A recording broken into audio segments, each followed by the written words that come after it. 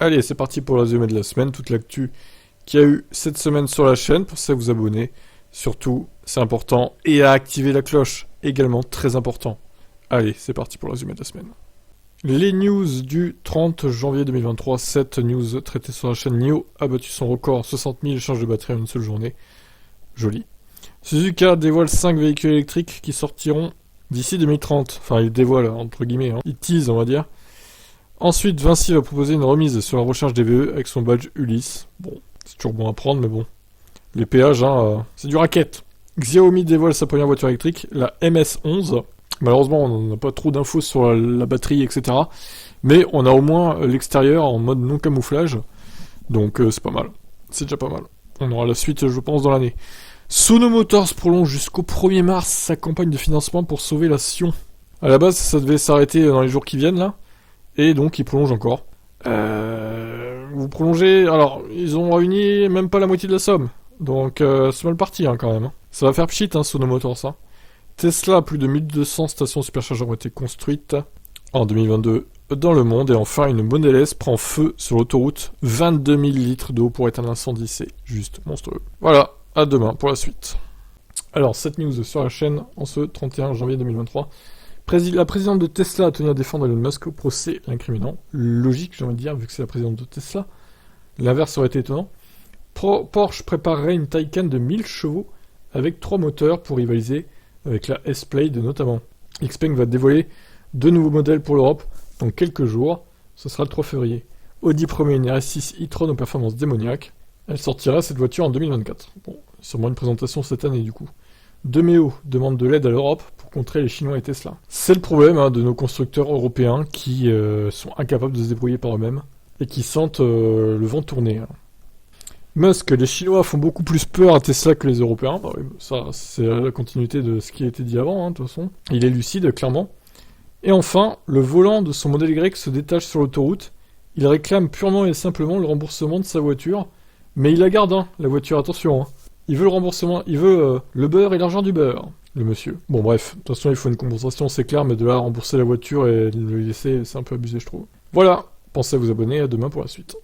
Alors, le 1er février 2023, il y a eu 8 news sur la chaîne. On commence avec NIO qui prépare une nouvelle marque de voiture électrique abordable. Encore une marque pour NIO, on s'y perd avec ce constructeur. Il dépense 500 000 $ aux enchères pour le tout premier MR-EV, version SUV. Donc les bénéfices iront à une offre caritative, heureusement. L'avenir s'obscurcit dangereusement pour Lightyear. La société qui s'occupait de la production des véhicules a fait faillite apparemment. Bon, c'est pas encore tout à fait mort, mais c'est pas très bien parti quand même. 2 nouvelles versions de la MG4 au programme dès cet été, une version boostée à 450 chevaux, et une autre avec une longue range, une grosse batterie, donc 550 km à peu près d'autonomie. Volkswagen ne l'appliquera pas à Tesla dans la guerre des prix apparemment. Ils veulent pas jouer à ça. Ensuite, Tesla aurait perdu plus de 200 millions de $ à cause du Bitcoin en 2022. C'est pas mal quand même. La Spring, leader des ventes de voitures électriques en France en janvier 2023, devant la Fiat 500. Étonnant. Et enfin, dernière news, Tesla Model Y qui balançait d'une falaise, les premiers mots accablants de la mère de famille. Le père sera bientôt traduit en justice pour tenter d'assassiner sa famille, disons les termes. Au volant du Model Y qui a fortement bien résisté, heureusement. C'est du solide ces voitures. Bon allez. À demain pour la suite, pensez à vous abonner si c'est pas fait. Alors, les news du 2 février 2023, il y en a eu 7 de traités sur la chaîne, comme souvent, c'est un chiffre qui revient souvent.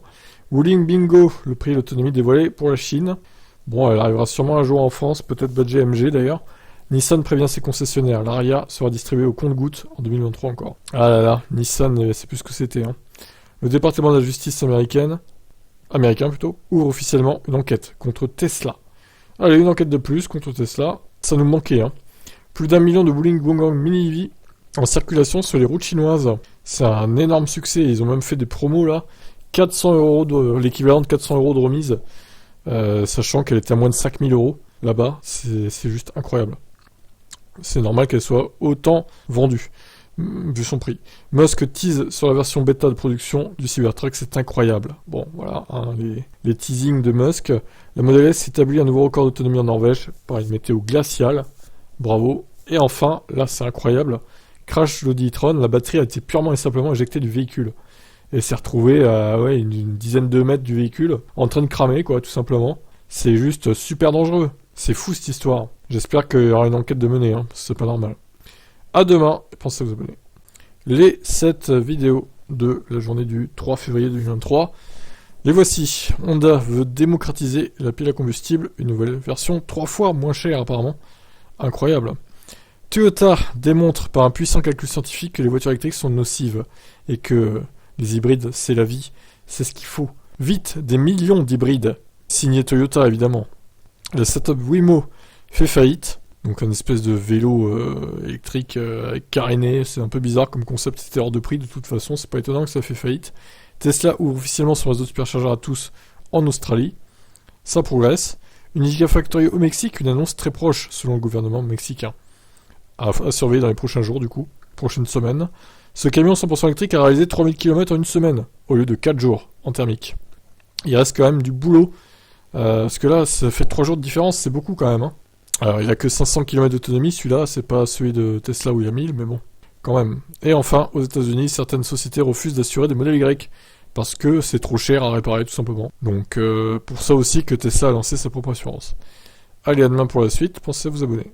L'actu du jour, le 4 février 2023, 6 vidéos faites cette semaine. La marque chinoise Waldmeister arrive en Europe avec le modèle EX5, un SUV électrique qui est trop cher pour ce qu'il donne comme autonomie. Et donc ça ne marchera pas, a priori. On verra. Officiel, le procès contre Elon Musk est terminé. Il a été jugé non coupable. Bravo Elon, il s'en est sorti. C'est beau. Xpeng lance le SUV G9 et une P7 améliorée en Europe. Toujours à des prix un peu mal placés, je trouve.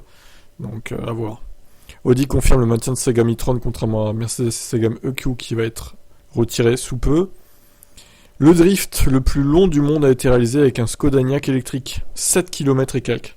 Voilà, c'est magnifique. Record qui sert à rien. Et enfin, dernière news, et pas des moindres, le réseau Electrify America augmente ses tarifs. Alors ça, c'est pas le pire, sauf que il y a une autre news. Eh ben, il y a eu des cas où les bornes Electrify America ont grillé des voitures électriques. Oui, oui. Une forte explosion a été entendue par le propriétaire de chacune des 2 voitures qui étaient grillées. Et après, la voiture, elle marche plus, quoi. Elle peut plus recharger, elle peut plus s'allumer. C'est super. Franchement, j'espère qu'ils vont avoir gain de cause à ces gens, parce que là, ça me rendrait fou, moi. Allez, à demain pour la suite. Et pour finir les news du 5 février 2023, ce dimanche, il y a eu 6 news de traités. Donc, 2023, Targa Terre-Neuve, un duel de voitures thermiques contre des électriques, aura lieu en septembre au Canada. Ensuite, Tesla se situe deuxième du classement de satisfaction Consumer Reports.